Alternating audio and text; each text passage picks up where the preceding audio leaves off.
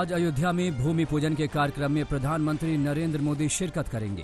PM Modi करीब 3 घंटे अयोध्या में रहेंगे, जहां वो सरयू जाएंगे, जिसके हनुमानगढ़ी में दर्शन करेंगे और फिर भूमि पूजन के कार्यक्रम में हिस्सा लेंगे। करीब 2 बजे मोदी अयोध्या से दिल्ली के लिए रवाना हो जाएंगे।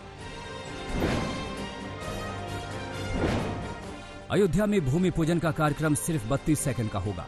12:44 पर भूमि पूजन का कार्यक्रम है, जिसकी पूरी रूपरेखा तैयार की गई है।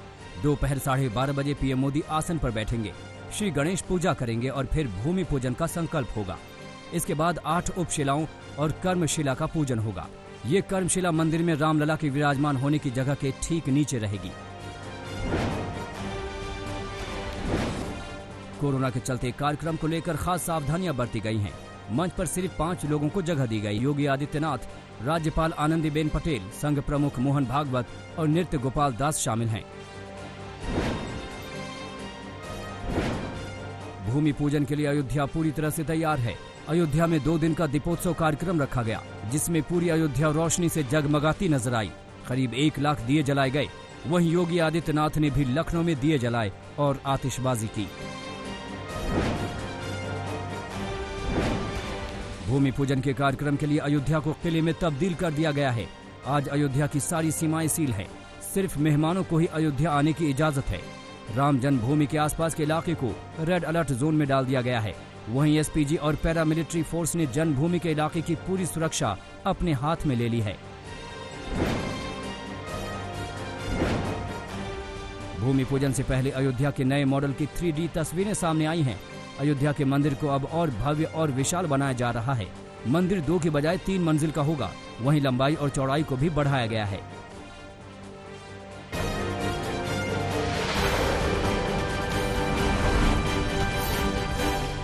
राम मंदिर के भूमि पूजन के लिए अयोध्या पूरी तरह तैयार है। उससे पहले आज सुबह सुबह हनुमानगढ़ी मंदिर में पूजा अर्चना के लिए भक्त उमड़ पड़े।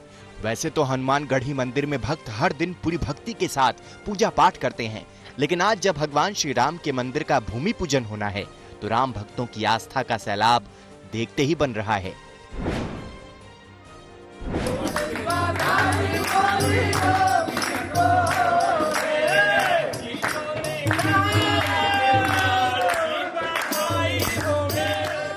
जैसे जैसे राम मंदिर के भूमि पूजन की घड़ी नजदीक आ रही है, वैसे वैसे अयोध्या वासियों का उल्लास और उत्साह बढ़ता जा रहा है। आम लोग हों या फिर साधु संत, सभी आह्लादित हैं और हर ओर जश्न का माहौल है।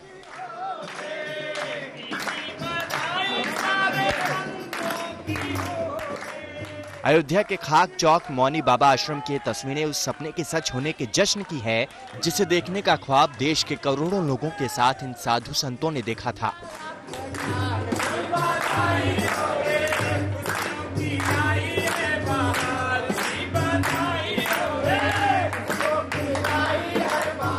आश्रम में भजन कीर्तन चल रहा है और लोग बधाई गीत गा रहे हैं। आम लोग के साथ साधु संत भी नाच रहे हैं, गा रहे हैं और नोट उड़ाकर अपनी खुशी का इजहार कर रहे हैं।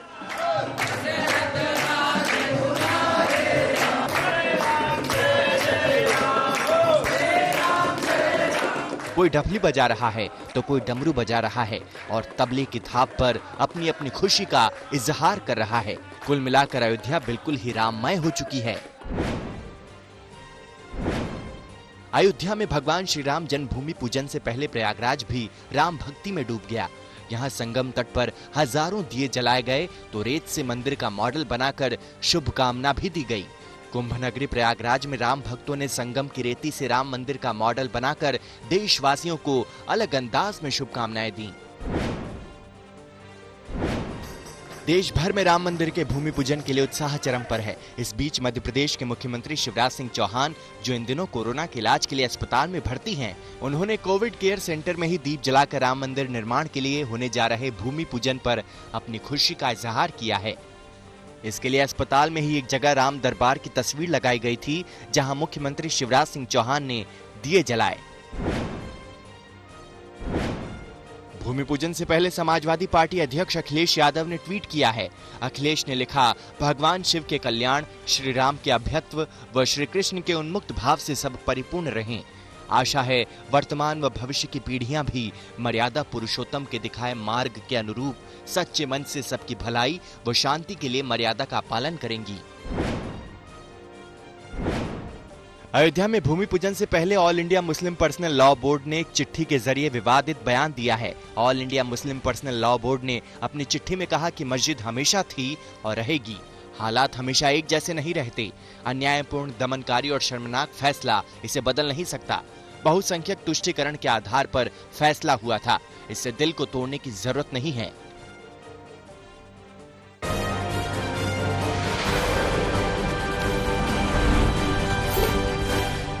राम मंदिर के भूमि पूजन से पहले बीजेपी के वरिष्ठ नेता लाल कृष्ण आडवाणी ने वीडियो संदेश जारी किया, जिसमें आज के दिन को आडवाणी ने ऐतिहासिक बताया।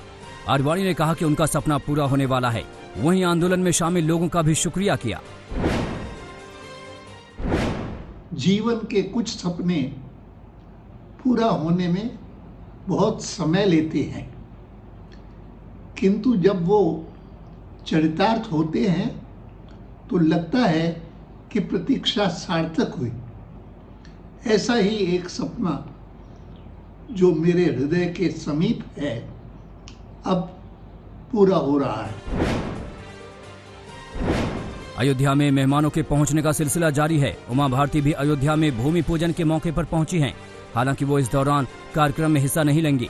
उमा भारती का कहना है कि उन्होंने कोरोना के चलते अपना नाम पीछे कर लिया। उन्होंने कहा कि पीएम की मौजूदगी में ही हमारी मौजूदगी है। अयोध्या में भूमि पूजन से पहले मध्य प्रदेश कांग्रेस ने राज्य में हनुमान चालीसा का आयोजन किया। कमलनाथ ने कहा है कि भगवान राम किसी पार्टी के पेटेंट नहीं है और कांग्रेस कार्यकर्ता चंदा इकट्ठा करके राम मंदिर के लिए चांदी की ईंट भिजवाने की तैयारी कर रहे हैं। वहीं प्रियंका गांधी ने भी भूमि पूजन को ऐतिहासिक घड़ी बताया। ओवैसी ने राम मंदिर को लेकर कांग्रेस के सॉफ्ट हिंदुत्व पर निशाना साधा है। ओवैसी ने कांग्रेस पर खामोशी के साथ हिंदुत्व की राजनीति करने का आरोप लगाया। वहीं पीएम मोदी के भूमि पूजन के कार्यक्रम में हिस्सा लेने पर भी सवाल खड़े किए। भूमि पूजन के कार्यक्रम में शामिल होने पहुंचे बाबा रामदेव ने कहा कि अब राम मंदिर को राजनीति से दूर रखना चाहिए। रामदेव का कहना था कि राम हिंदू और मुसलमान दोनों के हैं। वहीं रामदेव के मामले पर कांग्रेस को सियासत न करने की नसीहत दी।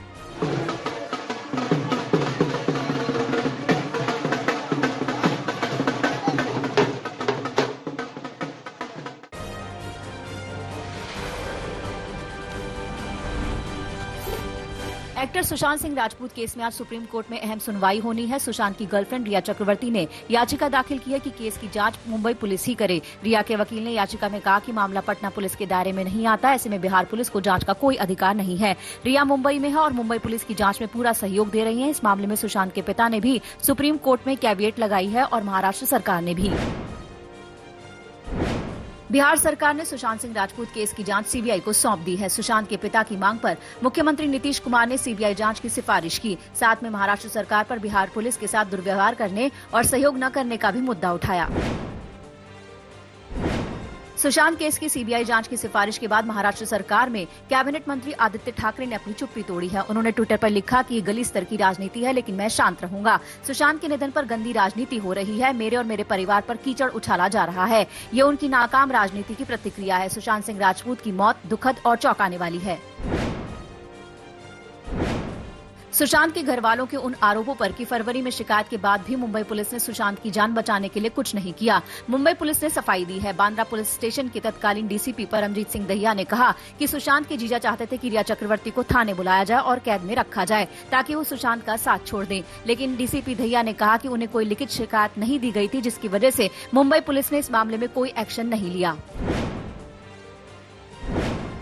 सुशांत सिंह राजपूत के पुराने सहायक अंकित आचार्य ने आज तक से बातचीत में खुलासा किया कि सुशांत सिंह एक खुशमिजाज इंसान थे, लेकिन नौकरी छोड़ने के बाद सितंबर 2019 में जब अंकित की सुशांत से मुलाकात हुई तो उन्हें बहुत बदला हुआ पाया। हमेशा मुस्कुराने वाले सुशांत के चेहरे पर मुस्कान गायब थी और आंखों के नीचे काले धब्बे पड़ गए थे। वो अब साथ में दिख रहे थे।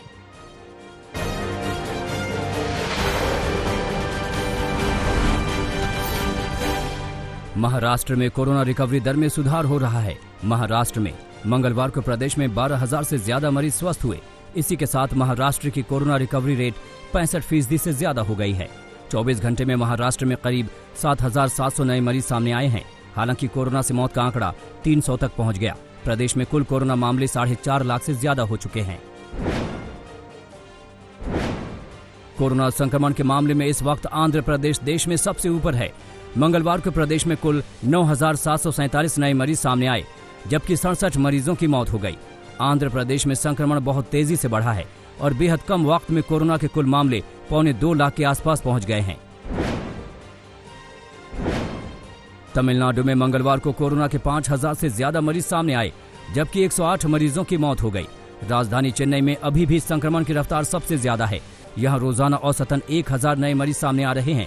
तमिलनाडु की रिकवरी रेट 79% के करीब है। पेट्रोलियम मंत्री धर्मेंद्र प्रधान भी कोरोना संक्रमित हो गए हैं। धर्मेंद्र प्रधान ने खुद ट्वीट करके जानकारी दी है कि उन्हें कोरोना जैसे लक्षण थे और जांच करने पर रिपोर्ट पॉजिटिव आई है। प्रधान गुरुग्राम के मेदांता अस्पताल में भर्ती हैं और उनकी सेहत सामान्य है। धर्मेंद्र प्रधान मोदी कैबिनेट के दूसरे मंत्री हैं जिन्हें संक्रमण हुआ है। इससे पहले गृह मंत्री अमित शाह भी कोरोना पॉजिटिव पाए गए हैं। शाह भी मेदांता अस्पताल में भर्ती हैं। दिल्ली सरकार ने हुक्के पर प्रतिबंध लगा दिया है। केजरीवाल सरकार का ये फैसला हुक्के के जरिए कोरोना संक्रमण के फैलने की आशंका की चलती है। WHO की गाइडलाइन का हवाला देते हुए दिल्ली सरकार ने हर तरह के हुक्के पर तत्काल प्रभाव से प्रतिबंध लागू कर दिया है।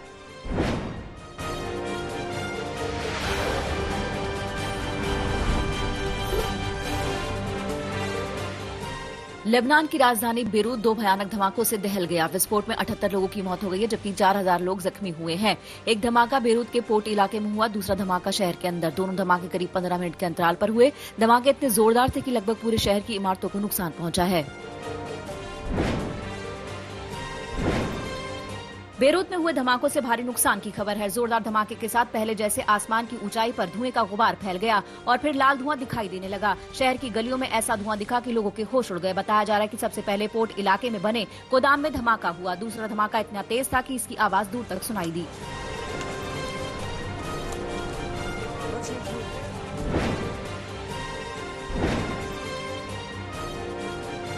लेबनान के राष्ट्रपति ने बेरूत में 2 हफ्तों के लिए इमरजेंसी लागू कर दी है। राष्ट्रपति ने कैबिनेट की आपात बैठक भी बुलाई। उधर अमेरिका के राष्ट्रपति डोनाल्ड ट्रंप और फ्रांस के राष्ट्रपति इमैनुअल मैक्रों ने ट्वीट कर लेबनान के साथ एकजुटता व्यक्त करते हुए मदद की पेशकश की है। ब्रिटेन और ईरान के नेताओं ने भी लेबनान के साथ एकजुटता व्यक्त करते हुए ट्वीट किए हैं। अमेरिकी राष्ट्रपति ट्रंप ने बेरूत धमाकों के हमले होने की आशंका जताई है।